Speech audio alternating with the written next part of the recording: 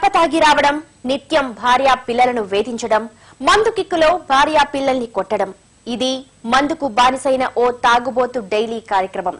గత కొద్ది సంవత్సరాల నుంచి కాశీరాం ఇదే కార్యక్రమంగా పెట్టుకున్నాడు. సహనం నశించిన భార్యా పిల్లలు ఒక డెసిషన్ తీసుకున్నారు. అంతే, కాశీరాం చెంపలు విమాన మోత మోగాయి. రెచ్చిపోయి కాశీరాం తాట తీశారు.